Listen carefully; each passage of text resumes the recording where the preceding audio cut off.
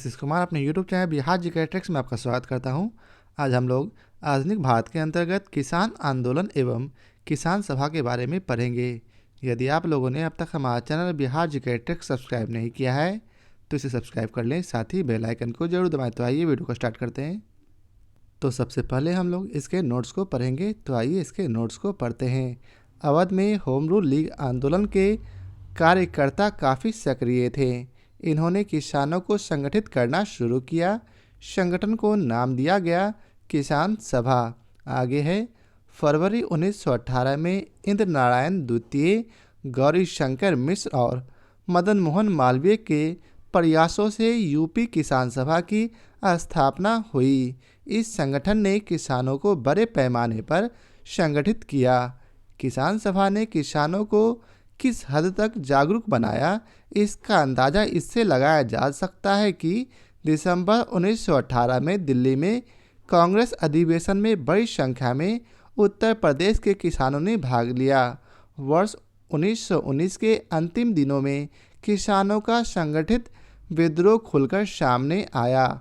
अवध के प्रतापगढ़ जिले की एक जागीर में नाई धोबीबंद समाजवादी बहिष्कार एवं संगठित कार्रवाई की पहली घटना थी। आगे है, झिंगुरी सिंह और दुर्गपाल ने इसमें महत्वपूर्ण भूमिका निभाई, लेकिन जल्द ही आंदोलन में एक नया चेहरा उभरा जो थे बाबा रामचंद्र, जिन्होंने आंदोलन की बागडोर ही नहीं संभाली अपितु उसे और मजबूत और जुझारू बनाया। आगे है, बाबा रामचंद्र महाराष्ट्र के ब्राह्मण परिवार के थे। वर्ष 1920 के मध्य में वे एक किसान नेता के रूप में उभरे तथा उन्होंने अवध के किसानों को संगठित करना शुरू किया। उनमें संगठन की अद्भुत क्षमता थी। वर्ष 1920 में इनके प्रयासों से प्रतापगढ़ में अवध किसान सभा का गठन किया गया। आगे है, सहजानंद सरस्वती बिहार प्रांतीय किसान सभा के संस्थापक थे। इनके कृषि सुधार कार्यक्रम का वास्तविक लक्ष्य जमींदारी प्रथा का उन्मूलन तथा किसानों को मालिकाना अधिकार दिलाना था। किसानों के प्रति इनकी समर्पित सेवाओं के कारण इन्हें किसान प्राण कहा जाता था।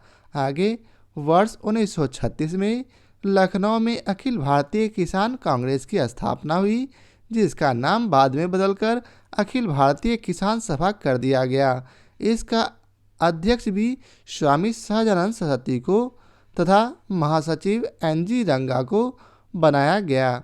आगे, फैजपुर में कांग्रेस सत्र के साथ अखिल भारतीय किसान सभा का भी दूसरा सत्र चला, जिनकी अध्यक्षता NG रंगा ने की थी। आगे है, एका आंदोलन। एका आंदोलन जो कि 1921 से 1922 के बीच चली, का नेतृत्व पिछड़ी जाति के मदारी पासी ने किया था। इस आंदोलन में, जिसकी गतिविधि के मुख्य केंद्र हरदोई, बाराबंकी, बहराइच तथा सीतापुर थे, किसानों की मुख्य शिकायतें जमींदारों द्वारा लगान में बढ़ोतरी और उपज के रूप में लगान वसूल करने की प्रथा को लेकर थी। आगे है, किसानों से 50% से अधिक लगान वसूल किया जा रहा था। इस आंदोलन में सरकार को लगान देना बंद नहीं किया गया, बल्कि आंदोलनकारियों की प्रमुख मांग थी बढ़ती महंगाई के कारण लगान का नगद में रूपांतरण किया जाए। वर्ष 1928 में सूरत जिले के बारदोली तालुके में गांधीवादी आंदोलन और सत्याग्रह को पर्याप्त सफलता मिली। यहाँ मेहता बंधु सरीखे गांधी जी के अनुयायी ने वर्ष 1922 से ही निरंतर अभियान चला रखा था। वर्ष 1928 में यहाँ कृषक आंदोलन का नेतृत्व वल्लभ भाई पटेल ने किया था, जो बारदोली सत्याग्रह के नाम से प्रसिद्ध हुआ। आगे है, इसी आंदोलन में सफलता के कारण पटेल को बारदोली की महिलाओं ने सरदार की उपाधि प्रदान की। आगे है, सितंबर 1946 में बंगाल की प्रांतीय किसान सभा द्वारा तिभागा आंदोलन प्रारंभ किया गया। इस आंदोलन में बड़गादारों अर्थात बटाईदारों की मांग थी कि जमींदारों का फसल में हिस्से आधे भाग से कम करके 1/3 किया जाए तथा शेष 2/3 हिस्सा बर्गादारों का हो। इस आंदोलन से उत्तरी बंगाल के जिले विशेष रूप से प्रभावित हुए। आगे है आचार्य विनोबा भावे सर्वोदय सम्मेलन के सिलसिले में 18 अप्रैल 1951 को तेलंगाना, जो कि तत्कालीन आंध्र प्रदेश है, के नलगोंडा जिले में पहुंचे थे। यह जिला उस समय साम्यवादी गतिविधियों का प्रमुख केंद्र था। इसी जिले के पोचमपल्ली गांव में विनोबा जी ठहरे हुए थे। पोचमपल्ली प्रवास के दौरान गांव के 40 हरिजन परिवारों के लिए भूमि की समस्या का समाधान तलाशने समय इसी गांव के जमींदार रामचंद्र रेड्डी ने 100 एकड़ भूमि देने का प्रस्ताव किया। यह स्वतः स्फूर्ति प्रस्ताव ही भूदान आंदोलन की उत्पत्ति का स्रोत बना। आगे है अक्टूबर 1951 से 1957 तक विनोबा जी ने पूरे भारत में 50 मिलियन एकड़ भूमि भूमिहीनों के लिए प्राप्त करने के उद्देश्य से भूदान आंदोलन का नेतृत्व किया, जबकि लगभग 50 लाख एकड़ भूमि प्राप्त हुई थी। अब आइए चलते हैं आगे देखते हैं। तो अब है इसके प्रश्न कोश। तो इसका पहला प्रश्न है भारतवर्ष का सर्वप्रथम किसान आंदोलन था। तो इसका उत्तर है डी बिजौलिया। प्रश्नगत विकल्पों में भारतवर्ष का सर्वप्रथम किसान आंदोलन बिजौलिया आंदोलन था। बिजौलिया आंदोलन का नेतृत्व वर्ष 1913 में साधु सीताराम दास ने किया था तथा वर्ष 1915 में विजय सिंह पाठक इस आंदोलन से जुड़े। अगला प्रश्न है निम्न में से कौन फरवरी 1918 में स्थापित यूपी किसान सभा की स्थापना से संबंध नहीं था। तो इसका उत्तर है सी जवाहरलाल नेहरू। अवध में होम रूल लीग आंदोलन के कार्यकर्ता काफ़ी सक्रिय थे। इन्होंने किसानों को संगठित करना शुरू किया। संगठन को नाम दिया गया किसान सभा। फरवरी 1918 में इंद्र नारायण द्विवेदी, गौरीशंकर मिश्र और मदन मोहन मालवीय के प्रयासों से यूपी किसान सभा की स्थापना हुई। आगे है अगला प्रश्न है नाई धोबी बंद सामाजिक बाइकॉट का एक स्वरूप था जो 1919 में।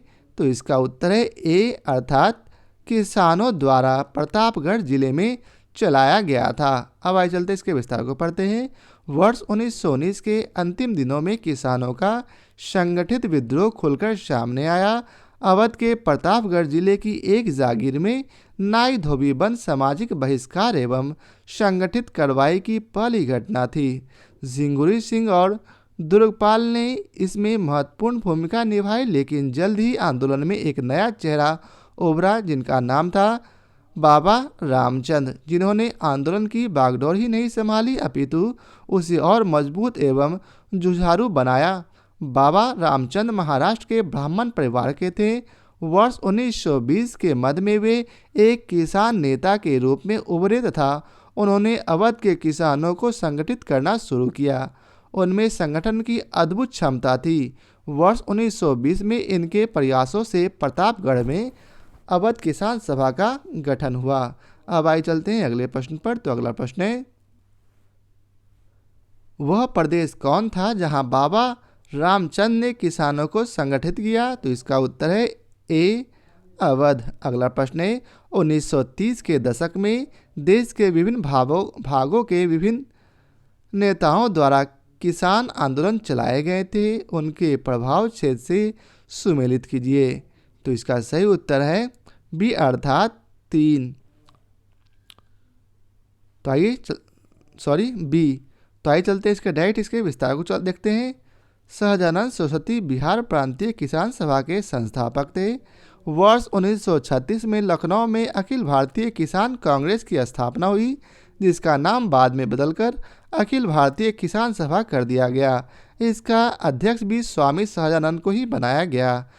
पश्चिमोत्तर सीमा प्रांत में खान अब्दुल गफ्फार खां के नेतृत्व में गठित खुदाई खिदमतगार या लाल कुर्ती संगठन ने सभी ने अवज्ञा आंदोलन में सक्रिय भूमिका निभाई।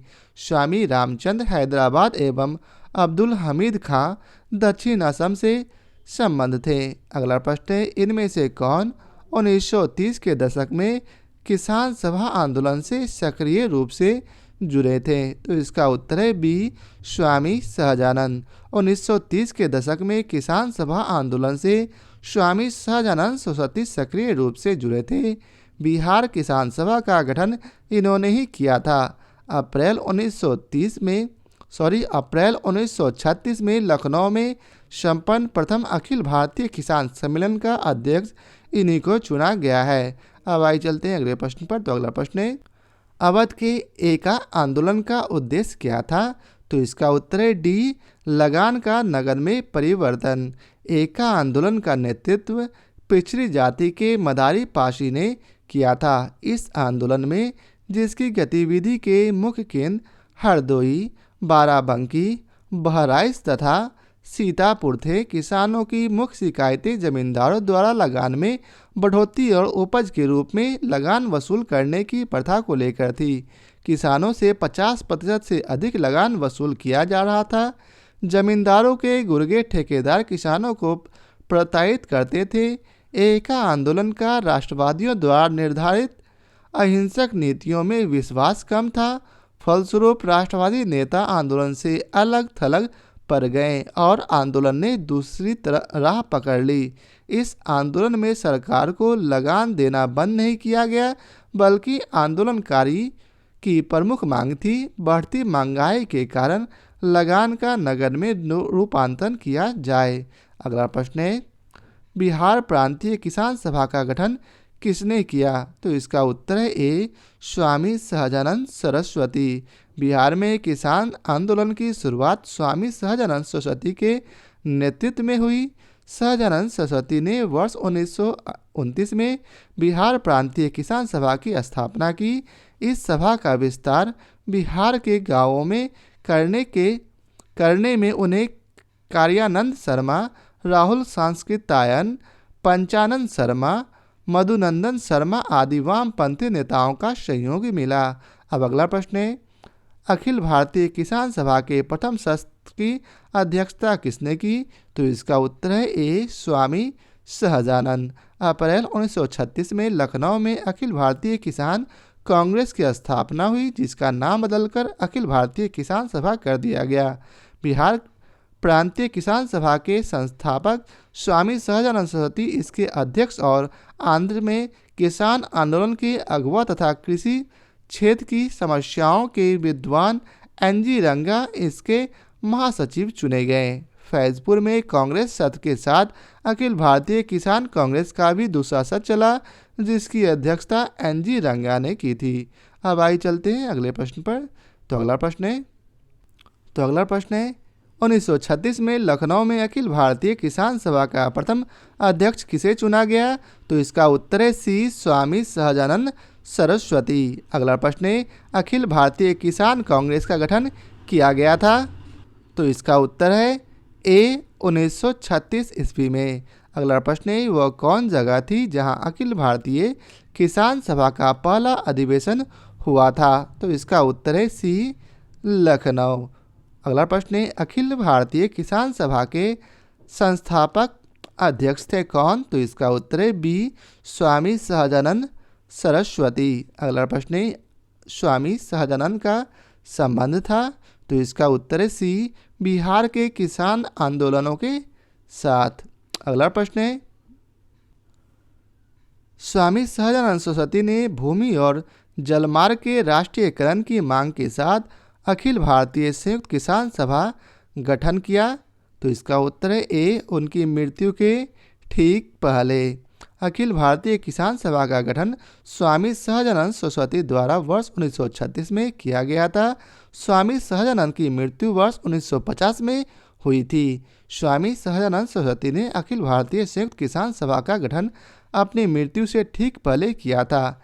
इस सभा का उद्देश्य भूमि, जलमार्ग और ऊर्जा के सभी स्रोतों का राष्ट्रीयकरण करना था। अब अगला प्रश्न है, निम्नलिखित में से किस एक कांग्रेसी नेता ने प्रथम अखिल भारतीय किसान सभा में भाग लिया था? तो इसका उत्तर है ए जवाहरलाल नेहरू। अखिल भारतीय किसान सभा को जवाहरलाल नेहरू ने भी संबोधित किया था। इसी अधिवेशन में स्वामी सहजानंद सरस्वती को इस सभा का अध्यक्ष और एन.जी. रंगा को महासचिव चुना गया था।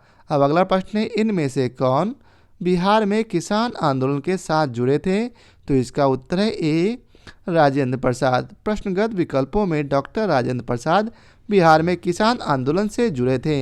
ये संविधान सभा के अध्यक्ष थे। संविधान लागू होने के बाद वे भारत के प्रथम राष्ट्रपति बने।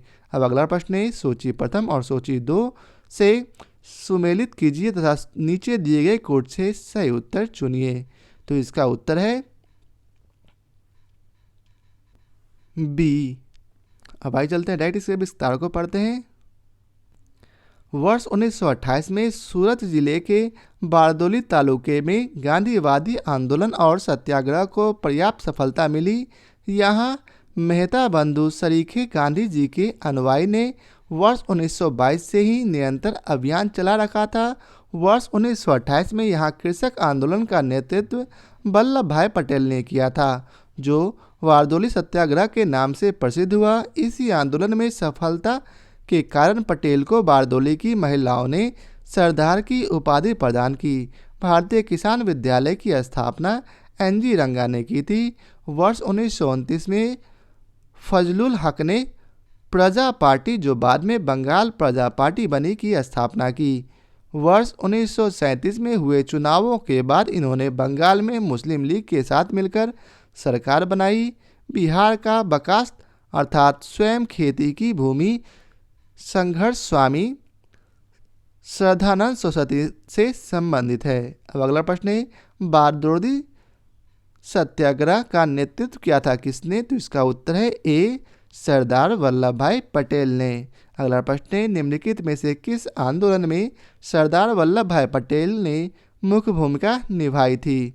तो इसका उत्तर है डी अर्थात बारदोली सत्याग्रह। अब अगला प्रश्न है, वल्लभ भाई पटेल को सरदार की उपाधि किसने दी थी? तो इसका उत्तर है ए महात्मा गांधी ने।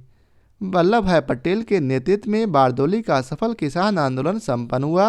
बारदोली सत्याग्रह के समय ही यहाँ की महिलाओं की ओर से गांधी जी ने वल्लभ भाई पटेल को सरदार की उपाधि प्रदान की। अब आइए चलते हैं अगले प्रश्न पर। तो अगला प्रश्न है, महात्मा गांधी ने वल्लभ भाई पटेल को सरदार की उपाधि उनकी बड़ी संगठन क्षमता के कारण किस आंदोलन में दी थी? तो इसका उत्तर है बी बारदोली आंदोलन अर्थात बारदोली सत्याग्रह। अगला प्रश्न है, बंगाल के तिभागा किसान आंदोलन की क्या मांग थी? तो इसका उत्तर है ए जमींदारों की हिस्सेदारी को फसल के आधे भाग से कम करके 1/3 करना। सितंबर 1946 में बंगाल की प्रांतीय किसान सभा द्वारा तिभागा आंदोलन प्रारंभ किया गया। इस आंदोलन में वर्गादारों अर्थात बटाईदारों की मांग थी कि जमींदारों का फसल से हिस्सा आधे भाग से कम करके 1/3 किया जाए तथा शेष 2/3 हिस्सा वर्गादारों का हो। इस आंदोलन से उत्तरी बंगाल के जिले विशेष रूप से प्रभावित हुए। अब अगला प्रश्न है, भूदान आंदोलन का सर्वप्रथम प्रारंभ किस राज्य में हुआ था? तो इसका उत्तर है ए आंध्र प्रदेश में। आचार्य विनोबा भावे द्वारा भूदान आंदोलन का प्रारंभ 18 अप्रैल 1951 को तत्कालीन आंध्र प्रदेश के तेलंगाना क्षेत्र में पोचमपल्ली ग्राम से किया गया। भूदान आंदोलन भूमि सुधार करने, कृषि में संस्थागत परिवर्तन लाने की एक कोशिश थी। प्रसिद्ध गांधीवादी रचनात्मक कार्यकर्ता आचार्य विनोबा भावे 1950 के दशक के आरंभ में इस आंदोलन के लिए गांधीवादी तकनीकों एवं रचनात्मक कार्यों तथा ट्रस्टीशिप जैसी विचारों को प्रयोग में लाए। जयप्रकाश नारायण भी सक्रिय राजनीति छोड़कर वर्ष 1953 में भूदान आंदोलन से जुड़ गए थे। वर्ष 1955 के अंत तक भूदान आंदोलन ने एक नया रूप धारण किया, वह था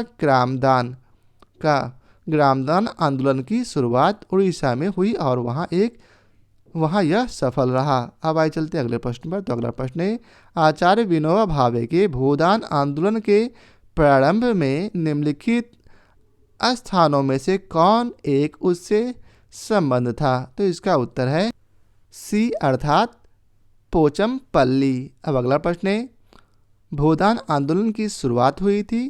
तो इसका उत्तर है सी आंध्र प्रदेश राज्य में। अगला प्रश्न है, भूदान आंदोलन किसने प्रारंभ किया? तो इसका उत्तर है सी विनोबा भावे। आधुनिक भारत के महान नेता विनोबा भावे गांधी जी के निकट सहयोगियों में से थे। वर्ष 1940 में प्रारंभ व्यक्तिगत सत्याग्रह के दौरान चुने जाने वाले प्रथम सत्याग्रही थे। स्वतंत्रता प्राप्ति के पश्चात इन्होंने भूदान आंदोलन चलाया, जिसका मुख्य उद्देश्य भूमिहीन किसानों में भूमि का वितरण करना था। तो यह आज के वीडियो का आखिरी प्रश्न था। आशा करता हूँ आप लोगों को हमारा यह वीडियो पसंद आया हो। यदि आप लोगों को हमारा यह वीडियो पसंद आया हो तो इसे लाइक और शेयर जरूर करें। फिर मिलते हैं नए चैप्टर ट्रेड यूनियन एवं साम्यवादी दल के साथ। आज के लिए बहुत बहुत धन्यवाद।